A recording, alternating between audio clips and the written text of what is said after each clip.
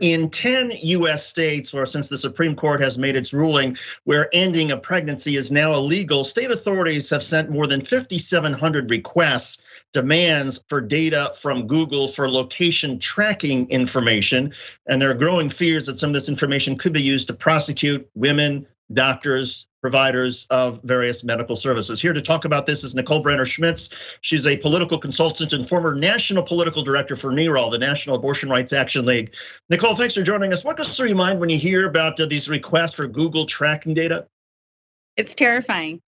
This is what they really want to have happen, though, right? Like, a lot of this is about the fear that they are going to instill in women. It's this uncertainty and this paralysis that happens, which is what they ultimately are really trying to achieve here. It's not simply to repeal Roe, it's a control of women. And that's what this is leaning into. There's already some effort, and law enforcement already uses surveillance and tracking data somewhat effectively in trying to go after crime and criminals. Where is the balance, therefore, between trying to make sure that tracking data is used for law enforcement purposes in the more traditional way, and at the same time, protecting all of us who have certain rights not to be snooped on? Right. This is a very fine line to walk. Certainly, there is a use of technology as technology expands and grows that we want to see law enforcement use to keep our communities safe. But this is about criminalizing women for making a healthcare decision. And so women are frustrated right now and scared. They don't know which apps they're supposed to delete, what they're supposed to sign up for. Is it dangerous to be on an app that tracks your cycle? There's just a lot of questions right now and a lot of uncertainty. And Republicans are going to continue to pass new laws in states that are going to give them an expanded access to our phones and our privacy and tracking us. So we need to be diligent, not just about the bills that are going to be coming through these states that will either criminalize abortion, criminalize having a pill sent, criminalize crossing state lines. There's lots of things for us to be aware of, but now this entire privacy and tech area is something we need to be vigilant about as well. Nicole, I'm going to ask you to try to answer the question you just raised. I mean, for women who are looking up and saying, wait a second, should I stop using a certain app for tracking my cycle or certain apps for tracking medication? I mean, where is it safe, given that states are going to be requesting this Google tracking data? What is safe for women to use?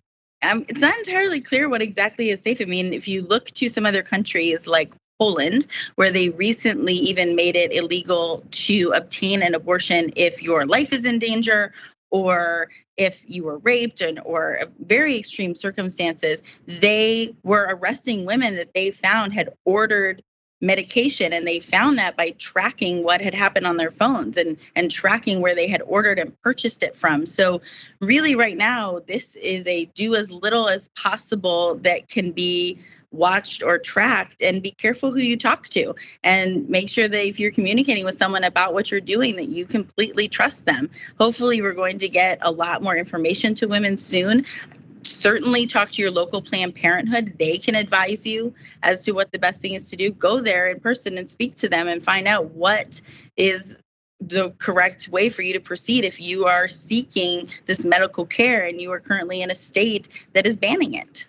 And a lot of medical care does things online now, where you keep track of your charts and your information. And even if you're pregnant and you have a pregnancy that fails because of a miscarriage, and you suddenly have to need a certain procedure in order to get it out of your body, some of those appointments could be made through these apps that may be the portal from your doctor. What is stopping? Or can a doctor say to Google, hey, don't track my information. You're not entitled to my information about who's coming to my office or who's coming to visit. And can people say, wait a second, my medical records still belong to me? I think this is going to be a legal fight we are going to see borne out. This is in uncharted territory now, and you are going to see extremists on the side of wanting to take this to a level of criminalizing women that are going to go to any length possible, which is obtaining these sort of records in order to seek this control. So this is going to be something I think we're going to see happen and go into our courts. And then we're going to deal with what kind of judges are in these courts, and it's going to make its way back up through the legal chain to what is the current SCOTUS. And what sort of responsibility do you see Google having in all of this? I mean, right now they're not commenting. They seem to be perhaps somewhat as confused as everybody else, but at a certain point, I imagine they'll have to make an internal policy decision about which data they're willing to give up and what they're not. Yeah, they are going to have to make that decision. And I hope that they speak to their female employees and they hear what is happening. This is a country who believes that Roe should have stood. This is a country that knows that women should have the right to have an access to healthcare. And they need to be doing everything possible to ensure that women are able to do that without fear and to the extent that they can without it being criminalized or them being tracked by vigilantes reporting on them for ordering medicine that they need to have this medical procedure. I hate to even bring up the politics because to me, I mean, the issue is, look, women's rights are being taken away, period. However, the judges that are going to make some of these decisions may be dependent on, who's controlling the Senate, who's controlling the House. So essentially the politics do matter. How do you see all of this playing out now in the 2022 midterms and beyond? Yeah, we need to make sure, and by we, I mean Democrats, that the voters realize that this is on the line, that these rights have been taken away, but it can be worse. And we have a lot of ability to make it better by electing certain state legislatures and governors, district attorneys.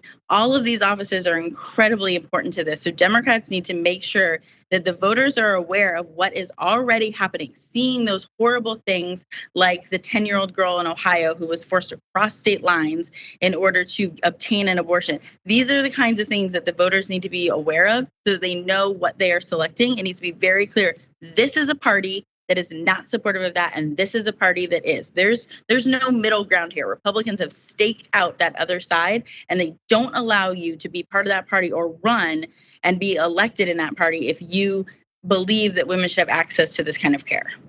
I think a lot of Democrats were sort of perhaps in the back of their mind, they were aware that the Republicans, they were against Roe versus Wade, but it almost seemed like Democrats were sort of lulled to sleep by Republicans who would say, well, it's only, we'll make exceptions in the cases of rape or incest or the life of the mother. And all of a sudden, you have these states where there are no exceptions, or the exceptions are so narrow that somebody who does have an ectopic pregnancy, they're in danger of being prosecuted. How big a jolt do you think that these states who have gone so draconian in their restrictions, how big a jolt do you see that having on American society? I think it's going to be a big one. I mean, to be frank, a lot of the women's organizations were saying this. There were lots of people trying to wave the flags and get attention and make sure that the American public knew this was what was happening. And we were called hysterical. And here we are. And some of this is because there's old laws that sit on books. In Michigan, there's a law from 1931, which is the problem, which could possibly criminalize women. And right now, the only thing protecting those women in Michigan is Gretchen Whitmer and the governor's mansion. So we need to make sure that the voters know what is at stake in these different states. And we need to make sure that the horrendous stories that are already happening, even though they're terrible and my heart breaks, that those are out there. So people are feeling how draconian this is, as you said. And are there things that people can do if they want to put pressure or lobby Google, for example, to not provide tracking data for this kind of prosecution of women? I mean, what's the best way in terms of the ordinary citizen out there in terms of trying to get a company or a corporation or a big tech company like Google to do the right thing?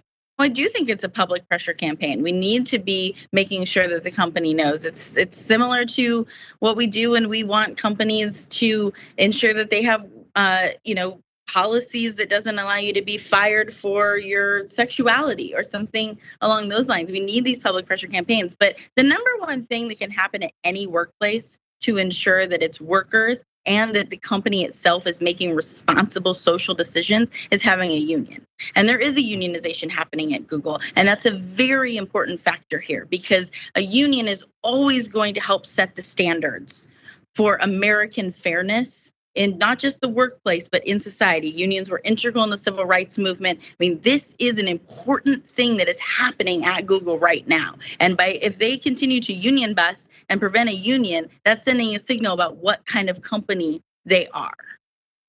A lot of people sort of, when they see things as bad as they are right now with women's rights, there's some people who think, oh my God, this is horrible, but it's gonna get better. We've hit rock bottom. It's going to turn around. And then there are people saying, no, wait a second, it may not. Things could conceivably get worse. Where do you land on the spectrum in terms of optimism versus pessimism in terms of where this country is going for women's reproductive rights? I think it can get a lot worse. I think there are a lot of states that have a lot of leadership that will take this to even further extremes. And it's going to be all about what state you live in. And there's a lot of talk about how, well, there's a certain class of women and they'll be able to access it if they need to, and that this is unfairly influence or hurting women of a lower socioeconomic class, which tend to be women of color. And that is true. If certain women needed to get on an airplane, they have the jobs that allow them those days off, they can afford to do it. But if you have an ectopic pregnancy and that needs to be dealt with in the next 2 hours, that's life or death. It doesn't matter what kind of money you have if you can get on a plane and fly somewhere. That needs to be addressed. So this is going to start affecting women of all socioeconomic places, some worse than others. And I think that those are the stories that need to be out there so that these people understand what is at stake, and they go and take these votes and they elect a certain kind of leader. This has to be something that they prioritize when they are selecting who they are voting for. Nicole Brener-Schmitz, she's the political consultant who's also former national political director for NARAL. Nicole, thanks for joining us on this difficult topic. We appreciate it. Thank you.